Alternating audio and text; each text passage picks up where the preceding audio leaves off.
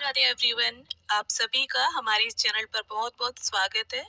आज की इस वीडियो में मैं आप सभी को तुलसी विवाह की विधि बताने वाली हूँ और तुलसी विवाह की सभी रस्में मैं आपको स्टेप बाय स्टेप इस वीडियो में बताऊंगी, तो वीडियो को अंत तक जरूर देखिएगा। तो देखिए, कार्तिक मास की जो देव उठनी एकादशी आती है, जिस दिन श्री हरि हमारे 4 महीने की योग निद्रा के बाद जागते हैं, उस दिन से लेकर पूर्णिमा तक, कार्तिक मास की पूर्णिमा तक ये विवाह किया जाता है। 5 दिनों में किसी भी दिन आप कर लें। तो देखिए, तुलसी जी का विवाह भगवान विष्णु के स्वरूप सालिग्राम जी के साथ किया जाता है। तो अगर आपके घर पर सालिग्राम जी नहीं है, तब आप भगवान विष्णु का फोटो रख लें या श्री कृष्ण जी का फोटो रख लें। इनके साथ भी आप तुलसी जी का विवाह संपन्न करा सकते हैं। और देखिए, तुलसी जी का विवाह अगर हम कराते हैं तो हमारे लिए बहुत सौभाग्य की बात होती है। और तुलसी विवाह की इस विधि को आप बिना ब्राह्मण को घर पर बुलाए स्वयं से भी बड़े ही आसानी से कर सकते हैं। तो देखिए, यहाँ पर मैं खुले में कर रही हूँ, छत पर ही मेरी तुलसी मैया है, तो वहीं पर मैं ये विधि कर रही हूँ। तो देखिए, जगह को आप थोड़ा साफ सुथरा सा कर लें जहां पर भी आप ये विवाह संपन्न कराने वाले हैं। और यहाँ लाल मिट्टी यानी गेरू से मैंने लीपा है। आप गाय का गोबर भी ले सकते हैं, या वो भी अगर अवेलेबल नहीं है आपके पास तो आप हल्दी से भी यहाँ लीप सकते हैं, लेकिन जगह को थोड़ा लीप कर पवित्र जरूर कर ले।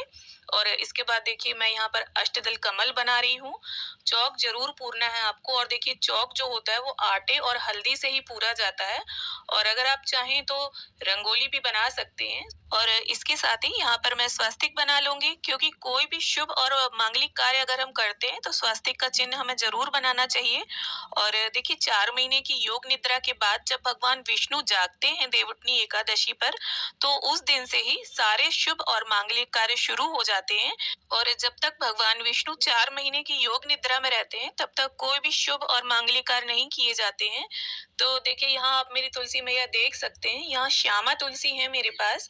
तो हम यहाँ पर लाल चुनरी तुलसी मैया को उड़ा देंगे, क्योंकि लाल रंग जो होता है वो बहुत ही शुभ माना जाता है विवाह के लिए। और इसके साथ ही देखिए, मैंने स्थापित कर लिया है तुलसी मैया को। और अब एक पटा या चौकी आप रख लें, और यहाँ पर भगवान विष्णु को, गणपति जी को और कलश देव को आसन देंगे हम। और देखिए, भगवान विष्णु का, शालिग्राम जी का पीला जो रंग होता है वो पसंदीदा रंग होता है उनका। तो यहाँ मैंने पीला वस्त्र बिछा लिया है, और सबसे पहले फूलों का आसन देते हुए हम गणपति जी को विराजित कर लेंगे। और इसके बाद देखिए, थोड़े से तिल का आसन देते हुए हम यहाँ पर कलश की भी स्थापना कर लेंगे। यहाँ मैंने एक कलश लिया है, उस पर स्वस्तिक बना लिया है, कंठ पर मोली बांध ली है, और गेहूं से भरा पूर्ण पात्र रख लिया है, अशोक के पत्ते लगा लिए हैं। और यहाँ दीप कलश की स्थापना कर रही हूँ मैं। देखिए, कलश स्थापना बहुत जरूरी होती है विवाह में, तो ये स्थापना आप जरूर करें। और इसके साथ देखिए, फूलों का आसन देते हुए मैंने यहाँ पर भगवान विष्णु की फोटो है, तो उन्हें हम विराजमान कर लेंगे। और इसके साथ ही देखिए, शालिग्राम जी हैं ये मेरे पास, तो उन्हें भी हम तुलसी के गमले में ही स्थापित कर लेंगे। और इसके साथ ही अब हम दीपक प्रज्वलित कर लेंगे। और अगर आप चाहें तो दीपक की जगह पर श्रीफल यानी जो जटा वाला नारियल होता है उसको रखकर श्री कलश की भी स्थापना कर सकते हैं। और देखिए, सभी को अब हम स्नान की भावना से गंगा जल और फूल की सहायता से छींटा दे देंगे। और इसके साथ अब सबसे पहले हम गणपति जी का पूजन करेंगे। उन्हें चंदन, रोली और ये देखिए तिल है, सफेद तिल। कई लोगों का क्वेश्चन होता है कि आपने चावल यूज किए हैं, तो ये चावल नहीं है, सफेद तिल है। तो ये अर्पित कर देंगे अब हम। और देखिए, वस्त्र की भावना से यहाँ मूली अर्पित कर दी है मैंने। और इसके बाद जो भी पुष्प हो आपके पास, पीले, लाल, वो अर्पित करें आप। और अब भगवान विष्णु को भी हम वस्त्र रूपी कलावा अर्पित कर देंगे। और यहाँ जनेऊ अर्पित कर दिया है मैंने।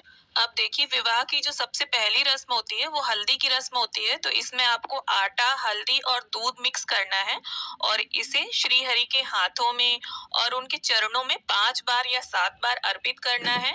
और बहुत सी जगह दूध में हल्दी डालकर भी इस रस्म को करते हैं, तो जैसा आपके यहाँ होता हो आप वैसा कर लें। और श्री हरि को हल्दी अर्पित करने के बाद यही हल्दी हम माता तुलसी को अर्पित करेंगे। उन्हें भी 5 या 7 बार आप इस तरह से लगाएं, जिस तरह से मैं आपको दिखा रही हूँ।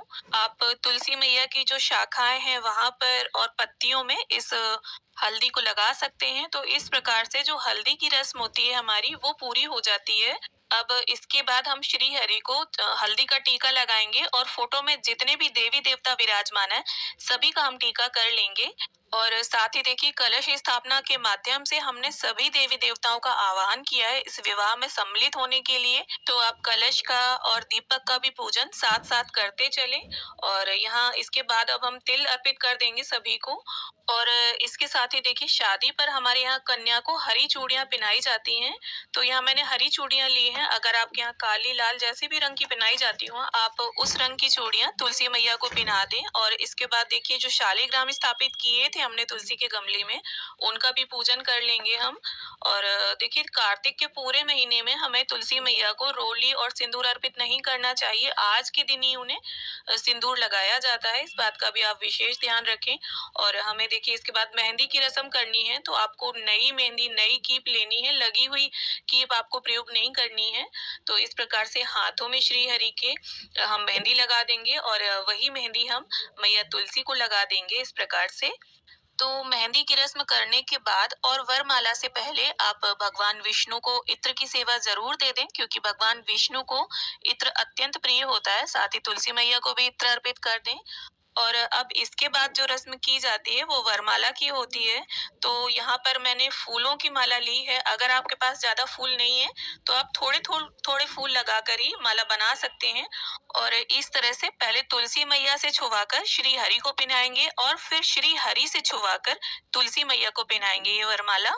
और साथ ही देखिए कलश देव को भी हम पुष्प अर्पित कर देंगे। और आप देखिए जो आपसे सुहाग की सामग्री बन पड़े वो श्रृंगार आप सुहाग का रख लें। और अगर हो सके तो आप चांदी के बिछवे ले लें। यहाँ पर मैंने कांसे के बिछवे लिए हैं। और जो जो श्रृंगार आप चढ़ा सकते हैं तुलसी मैया को वो चढ़ा दें। वरना आप इस तरह से 16 श्रृंगार का सामान ले लें। उसमें देखिए महावर, चूड़ियां, हरी चूड़ियां, सिंदूर, मेहंदी और बिंदी, ये 5 सुहाग का सामान आपको जरूर लेना है। और इस तरह से देखिए तुलसी मैया को छुवाकर हम यहीं पर इस सामान को रख लेंगे। और अब इसके बाद जो रस्म होती है वो गठबंधन की होती है। तो अगर आप चाहें तो यहाँ पर श्री हरि को बाकायदा वस्त्र उड़ाकर पीला और फिर गठबंधन कर सकते हैं। और यहाँ पर देखिए मेरी फोटो थोड़ी छोटी है तो यहाँ पर मैंने 2 कलावे के टुकड़े लिए हैं और उनका गठबंधन किया है। और आपको एक हल्दी की गांठ, सिक्का और थोड़े से फूल हाथ में ले लेने हैं। और गठबंधन का जो भी मंत्र अगर आपको आता है तो उस मंत्र का उच्चारण करते हुए आप इस प्रकार से गठबंधन की रस्म को पूरा कर दें। और देखिए अब गठबंधन के बाद हमें जो मांग भराई की रस्म होती है उसे पूरा करवाना है। तो इस प्रकार से आप चांदी का सिक्का ले लें और उसमें थोड़ा सिंदूर ले लें। और चांदी के सिक्के की जगह पर आप अंगूठी भी ले सकते हैं। और इसे श्री हरि के हाथों से छुवाकर तुलसी मैया पर हमें 3 बार इस प्रकार से अर्पित करना है। और इसके बाद अब हम जो मंगलसूत्र पहनाने की विधि है उसे पूरा करेंगे। इस प्रकार से श्री हरि के हाथों से छुवाते हुए हम इसे तुलसी मैया को पहना देंगे। इसके साथ ही अब जो फेरों की विधि है उसे हमें संपन्न करवाना है। तो यहाँ देखिए जटा वाला नारियल लिया है मैंने पानी वाला और उस पर कलावा बांध लिया है। और इस प्रकार से हमें फेरे करवाने होंगे। प्रथम जो 3 फेरे होते हैं वो वर के होते हैं और 4 फेरे जो होते हैं वो कन्या के होते हैं। तो इस तरह से मैंने ये विधि संपन्न करवाई है। अगर आपका तुलसी का गमला छोटा है तो आप गमले को भी उठाकर ये विधि संपन्न करवा सकते हैं। और अब देखिए फेरे की विधि संपन्न करवाने के बाद हम गणपति जी को अलग से भोग रख रहे हैं बिना तुलसी दल वाला। और देखिए देव उठनी एकादशी पर सिंघाड़ा, गन्ना, अमरूद जो भी मौसमी फल है आपके पास आप उनका भोग जरूर लगाएं। और सिंघाड़े का भोग देव उठनी एकादशी पर विशेष रूप से लगाया जाता है। तो यहाँ मिठाई का और जल का भी भोग रख दिया है मैंने। और इसके साथ ही आप अपने घर पर पकवान जरूर बनाएं। देखिए शादी विवाह यदि आप संपन्न कराते हैं घर में तो जिस तरह से हम घर में अपने पकवान बनाते हैं, खीर, पूड़ी, सब्जी, ठीक उसी प्रकार से आज के दिन भी आपको ये सभी पकवान जरूर बनाने हैं। और उनका भी भोग आप जरूर लगाएं और बिना प्याज लहसुन का सारा भोग बनाएं आप। और हाँ, सभी भोग में आप तुलसी दल अवश्य डाल दें। और इसके साथ ही यहाँ पर देखिए जो भी आपसे वस्त्र बन पड़े, यहाँ मैंने साड़ी, पैंट शर्ट का जोड़ा, मिठाई और थोड़ी टॉफी ली है। और अगर आपसे बन पड़े तो आप इतना सब निकालें। वरना आप एक ब्लाउज का पीस, एक अंगोछा, मेवे, मिष्ठान, फल और थोड़ी दक्षिणा आप जरूर ऐड कर दें अपने सामर्थ्य के हिसाब से। और फिर इस सभी सामान को आपको दान करना होगा। और इसके बाद हाथ में देखिए एक पुष्प लेकर आप तुलसी विवाह की कहानी पढ़ लें या सुन लें इस कहानी को। और इसके साथ ही अब हम सभी की प्रेम पूर्वक आरती उतार लेंगे, गणपति जी की, श्री हरि की, कलश देव की, माता तुलसी की, सभी की प्रेम पूर्वक आरती उतार लें। और देखिए कार्तिक का जो पूरा महीना है वो तुलसी पूजन के लिए विशेष होता है, तो अगर आप ज्यादा कुछ नहीं कर सकते तो डेली एक दिया तुलसी जी के समीप जरूर दान करें। इसके साथ ही आरती संपन्न करने के बाद आप 3 बार जल घुमाते हुए समस्त पूजा का आचमन कर लें। और इसके साथ ही देखिए श्री हरि से, माता तुलसी से हम अपनी पूजा में रही कमियों के लिए क्षमा याचना कर लेंगे कि हे प्रभु, जाने अनजाने अगर ये विवाह संपन्न कराने में हमसे कोई भूल हो गई हो, कोई त्रुटि हो गई हो, तो उसे क्षमा करें। इसके साथ ही अब हम देखिए 5, 7, 9, 11 जितना आपका सामर्थ्य हो उतनी फेरी लगा लेंगे। यहाँ मैं टॉफी से फेरी लगा रही हूँ, आप किसी भी ड्राई फ्रूट से या मिश्री से या इलायची दाने से किसी से भी फेरी लगा सकते हैं, पर पूजा के अंत में आप फेरी जरूर लगा लें। और यहाँ पर मैं एक बात आपको बता दूं कि एकादशी के दिन को छोड़कर यदि आप विवाह संपन्न कराते हैं तो आप चावलों का प्रयोग कर सकते हैं। और आप चाहें तो तुलसी विवाह के दिन 365 बाती का दिया दान कर सकते हैं, या फिर 11, 21, 51 जितने दिए दान करने की आपकी सामर्थ्य हो आप उतने दिए दान कर सकते हैं, क्योंकि कार्तिक मास में दीप दान का बहुत ज्यादा महत्व होता है। तो उम्मीद करती हूँ तुलसी विवाह की विधि का ये वीडियो आपको जरूर पसंद आया होगा। वीडियो अगर अच्छा लगा हो तो इसे लाइक शेयर करें और चैनल को सब्सक्राइब जरूर कर लें।